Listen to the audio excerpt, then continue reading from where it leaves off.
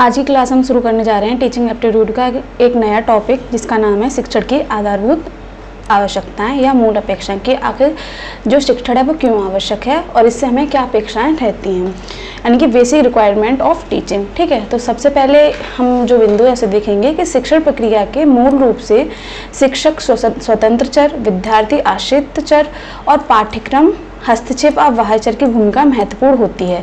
इसके अभाव में उत्तम शिक्षण प्रणाली का विकास असंभव है। अब देखिए, इसमें कहने की क्या कोशिश की गई है कि शिक्षण की प्रक्रिया में तीन महत्वपूर्ण चरों की भूमिका रहती है। देखिए, पहला चर कौन सा? स्वतंत्र चर, जो कौन है? आपका शिक्षक। जब शिक्षक ही नहीं होगा तो पढ़ाएगा कौन? ठीक है। और दूसरा कौन सा? आपका आश्रित चर। आश्रित या परतंत्र चर क्यों कहा जाता है इसे? क्योंकि ये किस पर आधारित है? किस पर आश्रित है? ये टीचर पर, है ना। और ये से क्या लेता है? ज्ञान को अर्जित करता है। अब फिर हमारा जो तीसरा चर देखने को मिलता है कि जो शिक्षा प्रणाली में जो तीसरा चर है हमारा, वो कौन सा है? हमारा पाठ्यक्रम।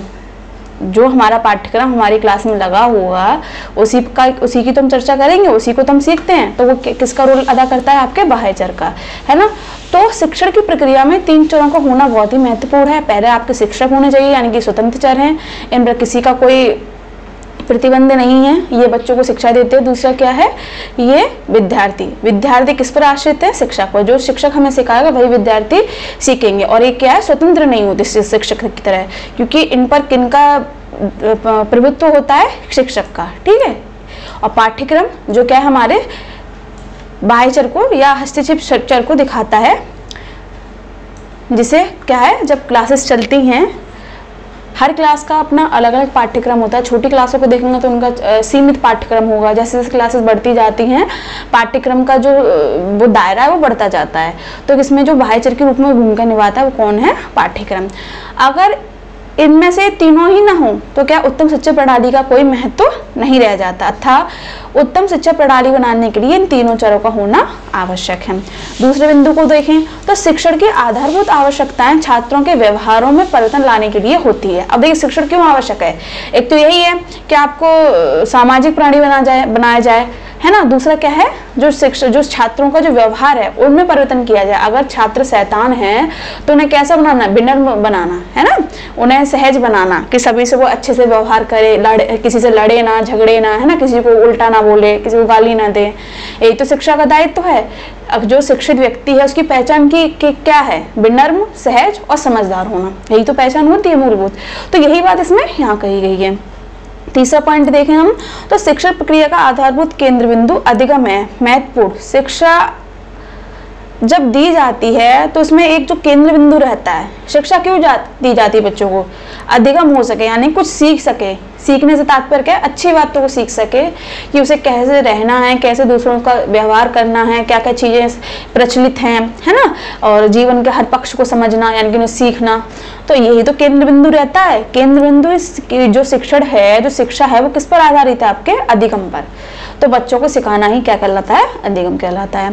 शिक्षण की आवश्यकता छात्रों को वांछित ज्ञान और कौशल सिखाने और अधिग्रहण के लिए होती है। अब देखिए, जो शिक्षण होता है उसमें क्या वांछित ज्ञान तो सिखाया जाता है, जिनसे वो वंचित हैं, यानी कि जिन्हें पहले उन्हें पता नहीं होता चीजों के बारे में, वो कहाँ सीखते हैं? आपके शिक्षक से सीखते हैं, शिक्षण संस्थानों में सीखते हैं। ठीक है। दूसरा क्या होता है? उनके कौशल को, यानी कि किसमें उनकी रुचि है उसको बाहर निकालना। ठीक है। अगर बच्चे की रुचि किसी कार्य में नहीं है, अगर वो कार्य जबरदस्ती कराया जाए तो क्या वो कर लेगा? जैसे बहुत से पेरेंट्स होते हैं, वो स्टूडेंट को क्या करते हैं? साइंस साइड दिलाते हैं कि नहीं साइंस साइड लो, है ना। पर उनका जो मूल तरह से जो रुचि होती है किसमें होती है? उनकी आर्ट साइड में। या तो वो राइटर बनना चाहते हैं या अलग जॉब में जाना चाहते हैं। तो कभी कभी क्या होता है कि बच्चे क्या उसमें अपना 100% नहीं दे पाते हैं। तो यहाँ पर माता पिता को भी ये सोचना होगा कि अगर हमारा बच्चा किसी क्षेत्र में अच्छा है, अगर उसे उसी क्षेत्र में जाने दें तो उसमें शायद वो अपना 100% दे। अगर हम उसे जबरदस्ती किसी क्षेत्र में जबरदस्ती भेज रहे हैं तो क्या वो अपना अच्छा प्रदर्शन कर पाएगा? नहीं कर पाएगा, है ना। तो इसमें यही बात की गई है कि कौशल सीखने, यानी कि जो उसमें रुचि है उनको क्या है? जागरूक करते हैं और उन्हें प्रेरित करते हैं आगे बढ़ाने के लिए। ठीक है। तो जो शिक्षण की जो आवश्यकता है बच्चों को क्या है? जो वांछित ज्ञान है, जो उन्हें जानकारी नहीं है, उस ज्ञान को उसको देना। और दूसरा क्या? उनके कौशल का विकास करना। ठीक। अगले चलते बिंदु पर, शिक्षण ज्ञान, बोध तथा संकल्प शक्ति द्वारा ही संभव है। अब देखिए, शिक्षण के लिए सबसे महत्वपूर्ण बातें क्या है? शिक्षण कभी हो सकता है? बच्चा कब सीख सकता है? जब उसके अंदर क्या हो? लगन हो। कुछ कर दिखाने का जुनून हो, ठीक है। अगर उसने कहे ठीक है पढ़ना है, ऐसे पढ़ने से क्या है, जो एग्जाम टाइम पे भूल जाएगा, कुछ कर ही नहीं पाएगा तो फेल हो जाएगा।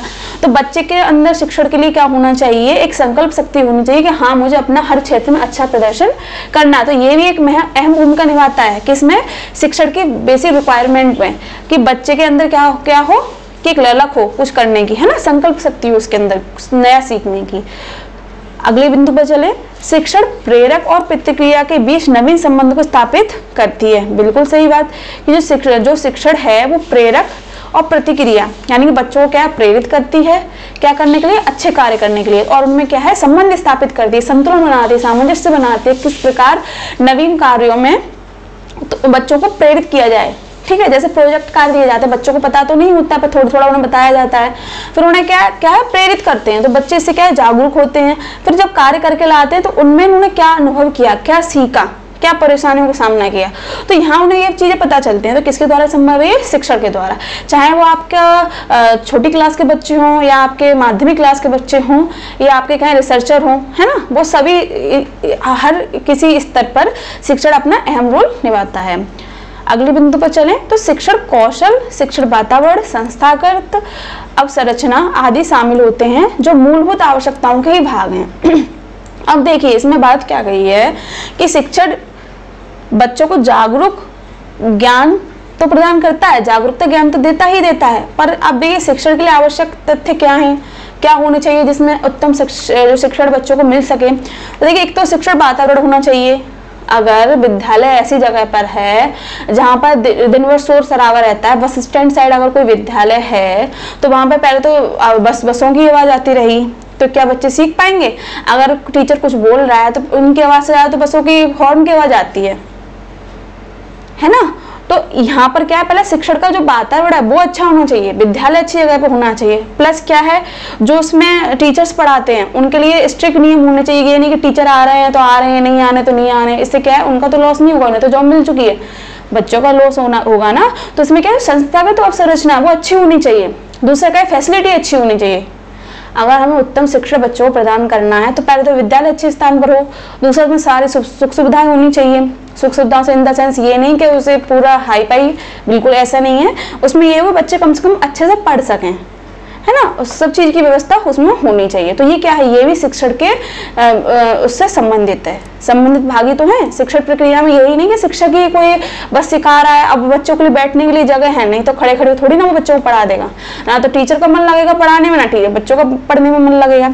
तो इसमें क्या है, विद्यालय जो है अच्छे स्थान पर होना चाहिए, सुख सुविधाएं होनी चाहिए, प्लस क्या है उसमें क्या है एक नियम कानून होने चाहिए विद्यालय में, ठीक। तो क्या है शिक्षण कौशल को क्या है आगे बढ़ावा देते हैं। तो और हमारा अगला बिंदु क्या है, शिक्षण क्रिया सीखने की परिस्थितियां उत्पन्न करने में भी सहायक होते हैं। यानी कि जो शिक्षण है वो क्रिया सीखने की परिस्थिति, यही करके सीखने पर जोर दें। जो बेसिक हमारी जो आवश्यकता है, जो शिक्षण है वो क्यों आवश्यक है, ताकि जो बच्चे करके सीखें। जब बच्चा करके ही नहीं सीखेगा तो वो कैसे अनुभव प्राप्त करेगा, ये चीज ऐसे होगी, है ना, तो करके बच्चा सीखे। अगले बिंदु को देखें, शिक्षण के लिए आवश्यकता तो शिक्षक होता है जो ज्ञान का परिमार्जन करता है। बिल्कुल मैंने आपको पहले पॉइंट में बताया था, ये शिक्षण किससे संबंधित, शिक्षक से और शिक्षार्थी से, ठीक है। अगर शिक्षक ही अच्छे नहीं होंगे तो क्या बच्चों को ज्ञान दे लेंगे। अभी तो यूट्यूब पे भी ऐसी कई सारी वीडियोस आती हैं जिसमें टीचर को खुद ही नहीं पता कि वो उसे सब्जेक्ट क्या है, पढ़ाना क्या है, बच्चा पढ़ क्या रहा है, बस क्या है अपनी ड्यूटी निभाने आते हैं, पढ़ा के क्या जो समझ में आता है वो पढ़ा दे, जब बच्चों को समझ में आए या नहीं आए। तो इसमें शिक्षक का होने से तात्पर्य यह है कि शिक्षक को सजग रहना चाहिए अपने किसके प्रति, कर्तव्य के प्रति, कि उसकी जिम्मेदारी है जो स्टूडेंट उसके उसमें आ रहे हैं तो उन्हें अच्छे से पढ़ाए, ना कि यह है कि अपनी सिर्फ ड्यूटी पूरा करने आ रहा है। तो इसमें क्या है, शिक्षक के ज्ञान को भी महत्व दिया जाता है। चलते हैं अगले बिंदु पर, शिक्षण विद्यार्थियों की संगठन क्षमता तथा व्यवहारिक गुणों का विकास करता है। बिल्कुल, जो अपने के अलावा सामाजिक विकास में योगदान प्रदान करता है। जैसे मैंने आपको पहले ही क्लास में बता दिया है कि शिक्षण की महत्वपूर्ण विशेषता कह लें या उद्देश्य कह लें कि क्या होनी चाहिए कि बच्चों में क्या है, संगठन बनाए रखने की शक्ति को डेवलप करना है ना, उनकी मानसिक क्षमता को बढ़ाना है। व्यवहारिक व्यक्ति बनाना है उन्हें, कि सबसे के साथ उसके संबंध हो, व्यवहार हो कैसे हो, मधुर हो, ये नहीं लड़ाई झगड़े करने वाले। तो जो शिक्षण का जो कार्य है वो केवल सैद्धांतिक ज्ञान देना, किताबी ज्ञान देना ही नहीं होता, उसे सामाजिक प्राणी, व्यवहारिक प्राणी और एक सफल मनुष्य कैसे बनाना है, वो किसके कार्य हैं, किसकी आवश्यकता है, वो हमारी शिक्षण की आवश्यकता है ना।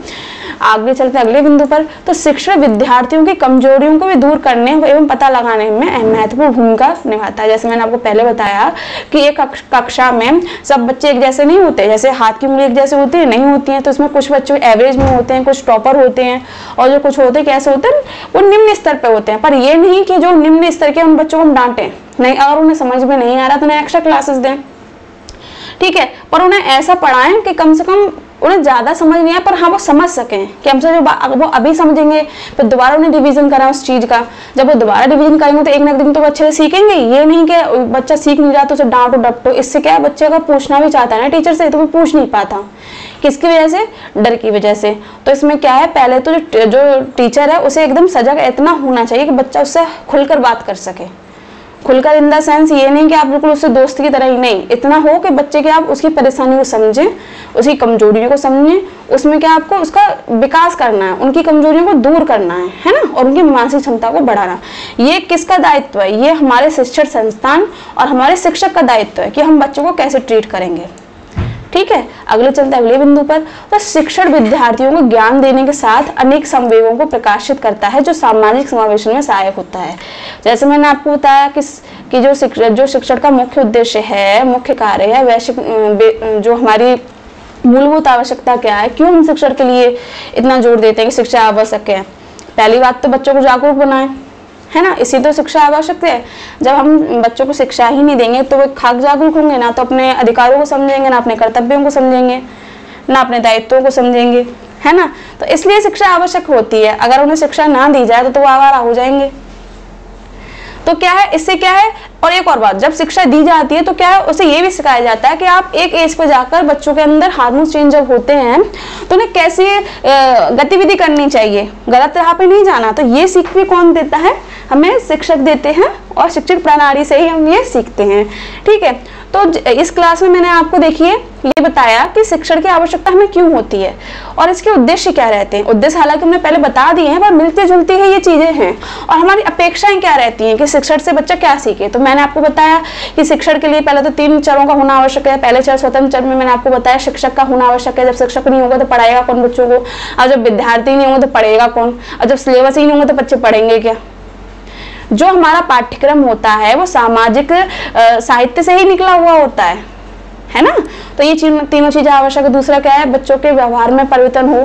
जो बच्चा अगर थोड़ा उनका व्यवहार उद्दंड टाइप का है तो उसे कैसा करना, सहज करना, है ना। तो ये इसका मुख्य उद्देश्य। दूसरा क्या है, आपकी आवश्यकता क्या रहती है, शिक्षण क्यों आवश्यकता है कि बच्चा कुछ सीखे, कुछ अच्छी सी क्रियाविधि सीखे, करके सीखना जिसे कहें, तो उसके कौशल का विकास कहाँ होगा, आपके शिक्षण के माध्यम से होगा। संकल्प शक्ति का विकास करना, है ना, उन्हें प्रेरित करना बच्चों को, जो उनकी किस में रुचि है उन्हें उससे बार बार बताना, तो इससे क्या है बच्चा 100% अपना दे सके किस क्षेत्र में जिसमें उसकी रुचि हो।